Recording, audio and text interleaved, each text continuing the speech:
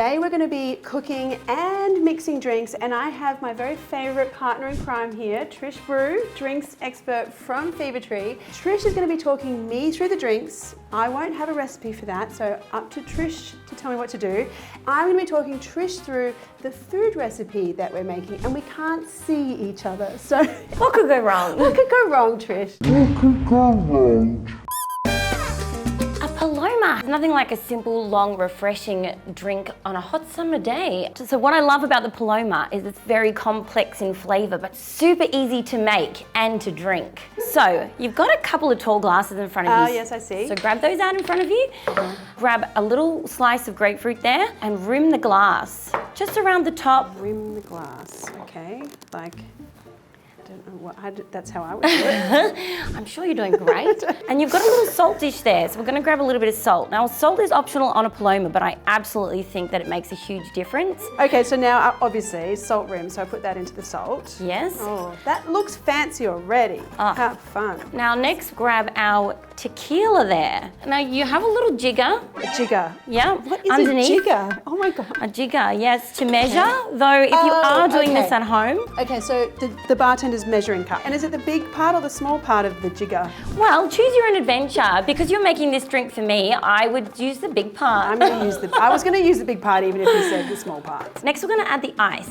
So when you're adding ice, you want to add as much as possible. You would good quality clean ice all the way to the top. I've lost some of my salt rim. Oh, that's okay. I love a bit of salt in my Paloma. A lot of salt in your Paloma. Okay.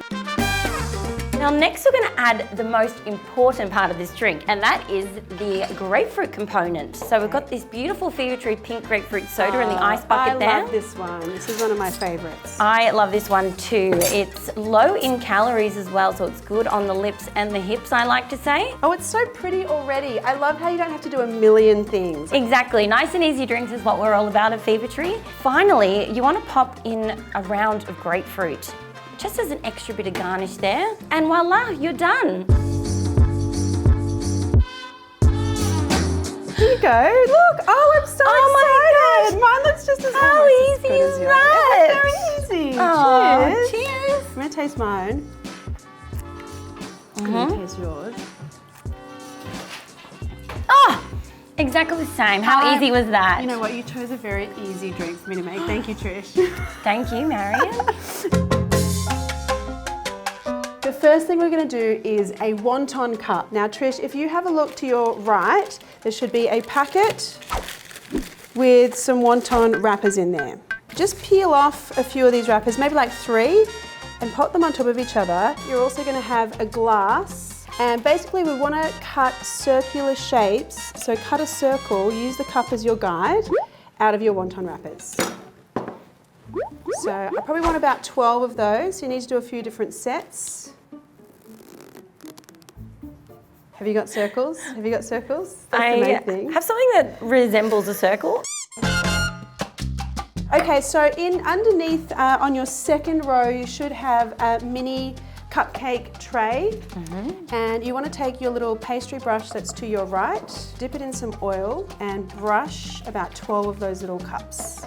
Okay, yep. Once you've oiled your tray, you're going to pop your wonton wrappers into the tray, and I have to give you this really big tip here, Trish. You must get all of the air bubbles out, not to scare you or anything. Okay, so mine are ready for the oven, so I'm going to put mine in the oven. What?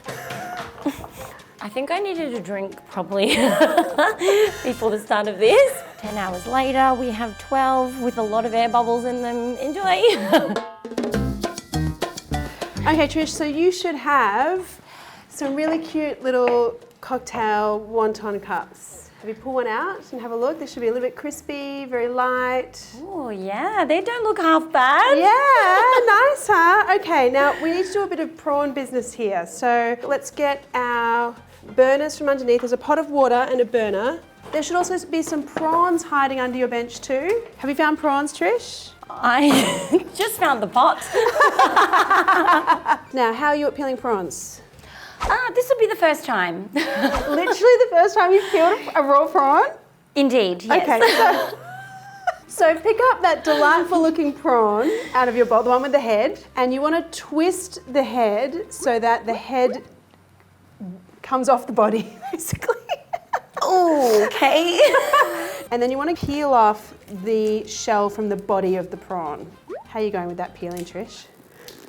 It's going really well.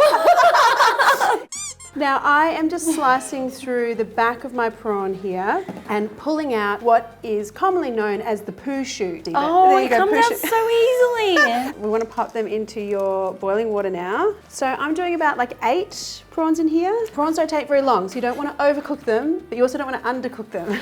So how do you know what's overcooked and what's undercooked? So, I mean, prawns, these are pretty big, these prawns, but they turn from translucent to opaque. Okay. The situation. And now, Trish, we're going to make our own mayonnaise from scratch, which I'm assuming is something you've done before. Yeah, absolutely. Do it all the time.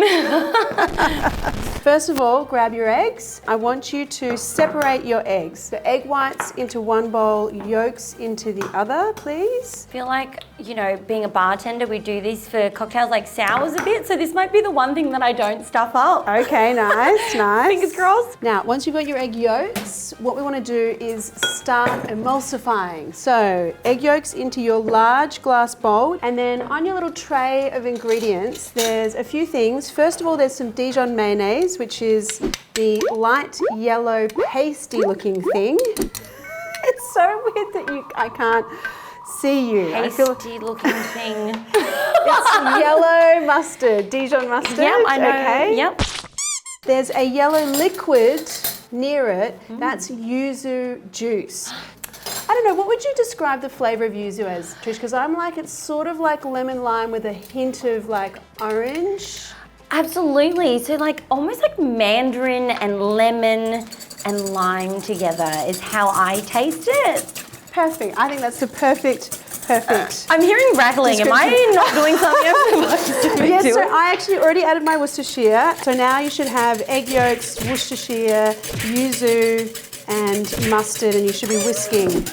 Now here's the really hard part, because now this is going to be make or break for you, Trish.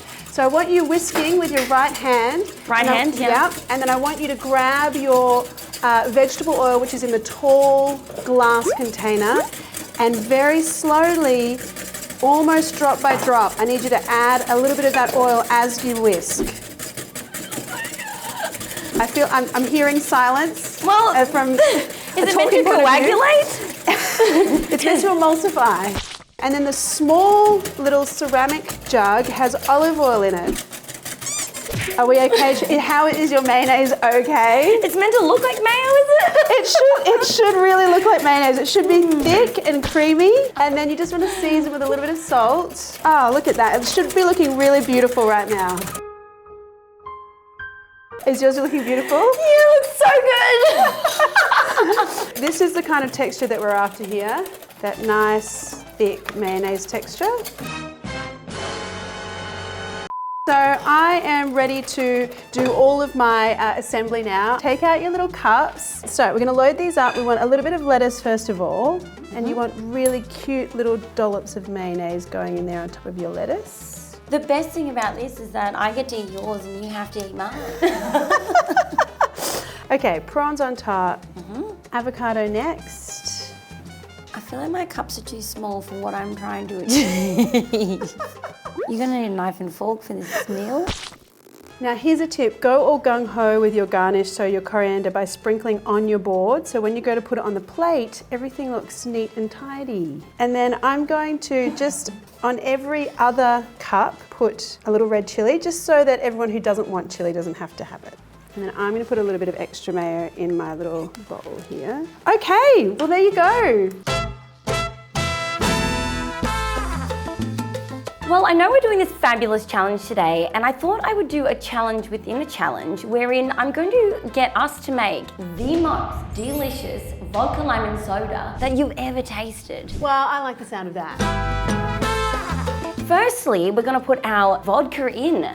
So you're gonna pour that in the big wine glass. Now why we're using a wine glass and why I love making drinks in this style of glass is because you can get your nose in there and you can really smell everything that's coming out of that glass. So next we're gonna put our ice in. So you've got some really big cubes there. Now the bigger the ice, the slower the dilution is gonna be again. So pop 2 big cubes in each of those glasses. Now next we're gonna be using the beautiful Fever Tree Lime and Yuzu Soda. We use lots of lime oil in this one and that beautiful yuzu citrus should complement it really well. Now when you are pouring out the mixer, make sure that it is close to the lip of the glass. You don't want to disrupt those bubbles too much. Now we are going to jazz this one up a little bit as we could pop a little bit of mint on there. Just trim it to wherever you think looks good because at the end of the day it's all about Instagram because if it's not on social media, did it even happen?